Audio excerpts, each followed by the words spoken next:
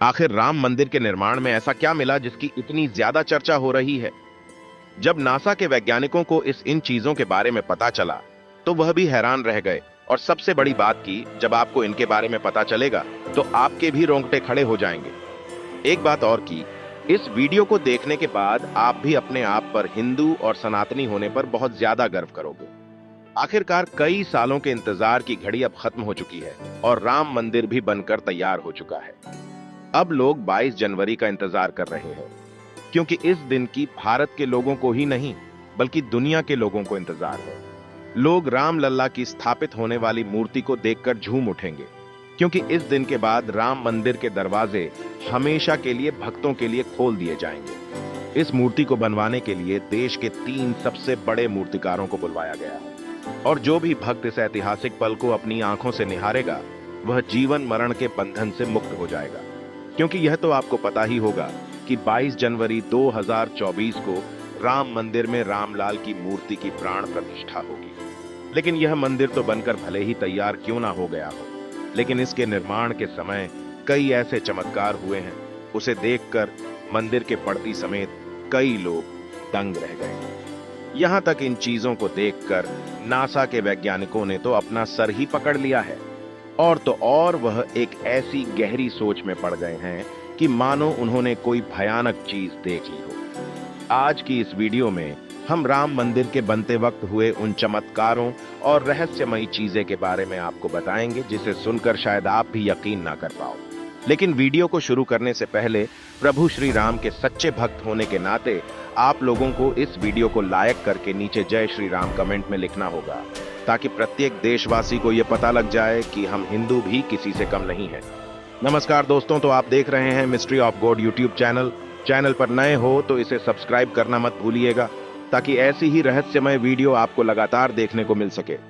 आपको बता दें कि जब यहां मंदिर निर्माण का काम चल रहा था, तब एक 1200 खांभों की ड्राइंग तैयार करवाई गई और अमेरिका से एक विशिष्ट वैज्ञानिकों की टीम को बुलवाया गया, ताकि वे इसका निरीक्षण करके होने वाली हर एक कमियों को दूर कर दें और राम मंदिर की शान में 4 चांद लगा दें।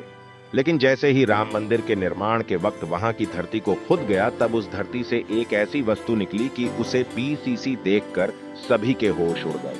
और उसे चमत्कारी और दिव्या वस्तु ने न सिर्फ उन वैज्ञानिकों के होश उड़ाए, बल्कि भारत सरकार को भी हिलाकर रख दिया। जिसके बाद तुरंत एक कमेटी बनाई गई और उसकी जांच के लिए लगा दी। लेकिन उसके बाद कुछ ऐसा हुआ कि वे सभी भी प्रभु श्री राम के भक्त बन गए। दरअसल यह बात है राम मंदिर के निर्माण के समय की, जब अमेरिका से थॉमस नाम के एक वैज्ञानिक भारत में राम मंदिर निर्माण कार्य के दौरे पर आए हुए थे। यहां आकर उन्होंने देखा कि राम मंदिर का निर्माण कार्य तो काफी चल रहा है, जिसके बाद उन्होंने अपना रूटीन काम फिर से करना शुरू कर दिया और अपना काम करना शुरू कर दिया। अपने काम करने के दौरान जैसे ही उनकी नजर मंदिर परिसर की तरफ गई, तो उन्हें एक ऐसी जगह दिखाई जहां पर वहां धरती नरम पड़ी हुई थी। देखने में वह धरती वहां की जगह से पूरी अलग ही दिख रही थी। थॉमस को अपनी अंतरात्मा से कुछ अलग सी प्रेरणा मिलने लगी और तुरंत थॉमस ने अपने मजदूरों को वहां की खुदाई करने को बोल दिया। एक बार के लिए तो मजदूर भी हैरान हो गए कि ऐसी धरती की वह खुदाई क्यों करवा रहे हैं, लेकिन मजदूरों को तो उनका ऑर्डर मानना ही काम था, इसलिए उन्होंने बिना कुछ सवाल किए खुदाई शुरू कर दी। जैसे ही वहां पर खुदाई शुरू हुई, कुछ ही देर बाद उस धरती से पानी का प्रवाह शुरू हो गया। उस बहते हुए पानी को देख खुदाई करने वाले मजदूर परेशान हो गए, क्योंकि पानी के अंदर खुदाई करना मुश्किल ही नहीं बल्कि नामुमकिन सा हो जाता है।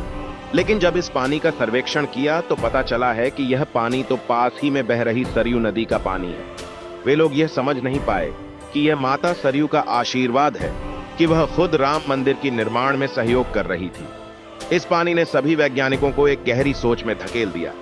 वे यह सोचने लग गए कि अगर ऐसे ही पानी निकलता रहा, तो जहां एक भव्य मंदिर का निर्माण कैसे हो पाएगा, क्योंकि एक पानी वाली सतह पर मजबूत मंदिर बनवाना कोई हंसी खेल की बात नहीं थी। उस समय सभी के दिमाग में एक ही बात थी कि सरयू नदी का मंदिर की भूमि के नीचे मिलना कोई चमत्कार है या फिर कोई कुदरत का करिश्मा, यह कोई भी नहीं जानता था। आखिरकार जब कोई भी समाधान नहीं मिला, तब सभी मिलकर श्री राम से प्रार्थना करने लगे, क्योंकि जाहिर सी बात थी, जब तक वो माता सरयू के पानी की धारा बंद नहीं होगी, तब तक आगे का काम शुरू नहीं किया जा सकता था। लेकिन अगले ही दिन श्री राम ने उनकी पुकार सुन ली और माता सरयू का पानी स्वतः ही बंद हो गया और एक बार फिर राम मंदिर का निर्माण कार्य जोरों शोरों से शुरू हो गया। और यह काम इस कदर चला कि अब यहां अपने अंतिम छोर पर पहुंच चुका है, या यूं कहें कि यह पूरा तैयार ही हो गया है और 22 जनवरी को यहां श्री राम की प्राण प्रतिष्ठा भी की जाएगी। यह मंदिर इतना भाव बना है कि इस देखने के लिए भारत सरकार ने यहां पर एक अंतरराष्ट्रीय हवाई अड्डा भी बनवाया है ताकि देश और दुनिया के लोग सीधे ही यहां पर आ सके और इसे देख सकें। यह मंदिर तो आप कभी भी देख सकते हैं, लेकिन अब सवाल यह है कि जब पुराने समय में यहां पर राम मंदिर था वह कैसा दिखता था, जिसे तोड़कर बाबर ने बाबरी मस्जिद बनाई थी। उसे राम मंदिर का निर्माण आखिर किसने किया था? क्योंकि यह रहस्य आज तक सीमित लोगों को ही पता है, ज्यादातर लोगों को इसके बारे में कुछ भी मालूम नहीं है। तो चलिए आज मैं आपको इसका पूरा रहस्य इस वीडियो के माध्यम से बता देता हूं, तो बने रहेगा हमारे साथ वीडियो में एंड तक। आखिर उस समय भगवान राम की नगरी अयोध्या को किसने बनाया था? यह पवित्र नगरी हिंदुओं के लिए बहुत ही ज्यादा महत्वपूर्ण है, क्योंकि यहां पर स्वयं प्रभु श्री राम का जन्म हुआ था, इसलिए इसे राम जन्मभूमि भी कहते हैं। इतिहासकारों के अनुसार कौशल प्रदेश की प्राचीन राजधानी अवध को कालांतर में अयोध्या और बौद्ध काल में साकेत कहा जाने लगा। अयोध्या मूल रूप से मंदिरों का शहर था। हालांकि यहां खुदाई के वक्त आज भी हिंदू, बौद्ध एवं जैन धर्म से जुड़े मंदिरों के अवशेष देखे गए, जिसमें खंभों से लेकर हिंदू आकृतियां बनी हुई थी। अयोध्या नगरी में होने का वर्णन भी वाल्मीकि रामायण में मिलता है। कहते हैं कि भगवान श्री राम के जल समाधि लेने के पश्चात अयोध्या कुछ काल के लिए उजाड़ सी हो गई थी, लेकिन उनकी जन्मभूमि पर बना महल वैसे का वैसा ही था। भगवान श्री राम के पुत्र कुश ने एक बार पुण्य राजधानी अयोध्या का पुनर्निर्माण करा। इस निर्माण के बाद सूर्य वंश की अगली 44 पीढ़ियों तक इसका अस्तित्व आखिरी राजा महाराजा बृहदबल तक अपने चरम पर रहा। कौशल राज बृहदबल की मृत्यु महाभारत युद्ध में अभिमन्यु के हाथों हुई थी। महाभारत के युद्ध के बाद अयोध्या उजड़ सी हो गई, मगर श्री राम जन्मभूमि का अस्तित्व फिर भी बना रहा। इसके बाद यह उल्लेख मिलता है कि ईसा के लगभग 100 वर्ष पूर्व उज्जैन के चक्रवर्ती सम्राट विक्रमादित्य एक दिन आखेट करते करते अयोध्या पहुंच गए। थकान होने के कारण अयोध्या में सरयू नदी के किनारे एक आम के वृक्ष के नीचे वे अपनी सेना सहित आराम कर रहे थे। उस समय यहां घना जंगल हो चला था, कोई बसावट भी यहां नहीं थी। महाराज विक्रमादित्य को इस भूमि में कुछ चमत्कार दिखाई देने लगे। तब उन्होंने खोज आरंभ की और पास के योगी व संतों की कृपा से उन्हें झांत हुआ कि यह श्री राम की अवध भूमि है। उन संतों के निर्देश से सम्राट ने यहाँ एक भव्य मंदिर के साथ ही कूप, सरोवर, महल आदि बनवाए।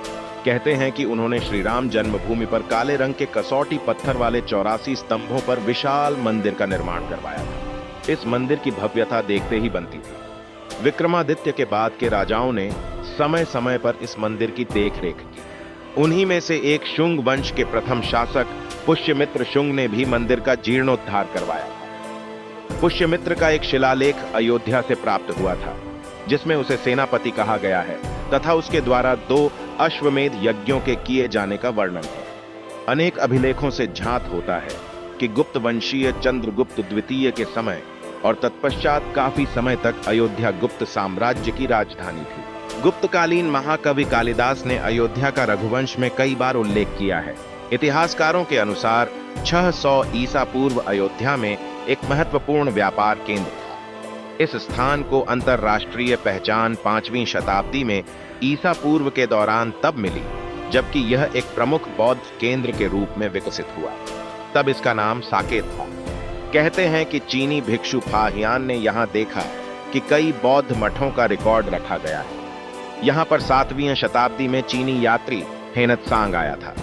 उसके अनुसार यहाँ 20 बौद्ध मंदिर थे तथा 3000 भिक्षु रहते थे और यहाँ हिंदुओं का एक प्रमुख और भव्य मंदिर भी था, जहाँ रोज हजारों की संख्या में लोग दर्शन करने आते थे। इसके बाद ईसा की 11वीं शताब्दी में कन्नौज नरेश जयचंद आया तो उसने मंदिर पर सम्राट विक्रमादित्य के प्रशस्ति शिलालेख को उखाड़कर अपना नाम लिखवा दिया।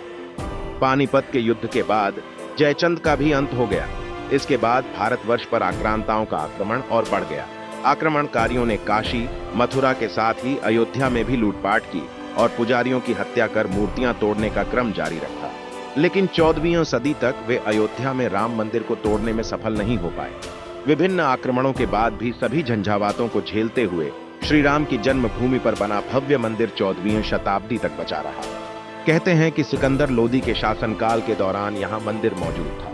14वीं शताब्दी में हिंदुस्तान पर मुगलों का अधिकार हो गया और उसके बाद ही राम जन्मभूमि एवं अयोध्या को नष्ट करने के लिए कई अभियान चलाए गए।